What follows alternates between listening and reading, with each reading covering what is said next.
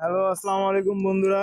এই যে আমার চাচা কৃষি আবাদ করে, ধান আবাদ করে। এই যে ধান খেতে বীজ দিবে, সার দিবে। এখন কি কি সার দিচ্ছে সেটা আমরা চাচার কাছে শুনবো।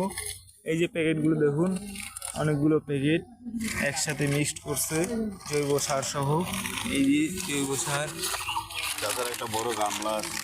চাচা এই যে বড় একটি গামলা, এই যে পরিদর্শনের জন্য দেখতে আসছে বাইরে থেকে বড় বড় সাররা পর্যবেক্ষণ করতে। এই যে আমাদের কিভাবে আমরা এলাম এমডি স্যার, বিশ কোম্পানির লোক, জাকির ভাই, আমরা সবাই ভাই বলেই ডাকি। স্যার সহ আসছি আমরা এখানে ভিজিট করতে।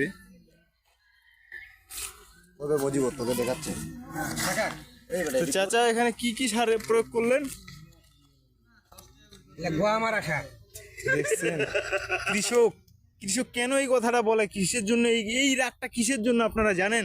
একটাই মাত্র কারণ, এই সারগুলোর দাম অনেক। কেননা এই পায় না। ন্যায্য দামে কিনতে পারে না, আর ন্যায্য দামে ধানগুলো বেচতে পারে না। এটাই হচ্ছে মেন সমস্যা। এই কারণে কৃষকরা এখন পর্যন্ত রাগান্বিত অবস্থায় থাকে সবসময়। সারের দাম সবসময় বেশি।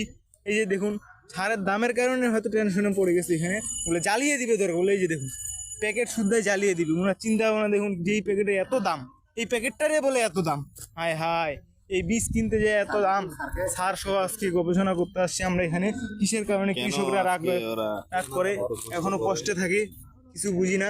আপনারা এই দেশের সরকারের কাছে আমাদের একটাই আকুল আবেদন, এই সারের দাম যেন কমে দেয়।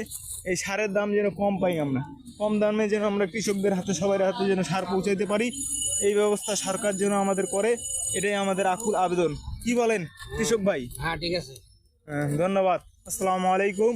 এখানেই ইতি। সবাই শেয়ার করবেন, আমার চ্যানেলটিকে সাবস্ক্রাইব করবেন। ধন্যবাদ।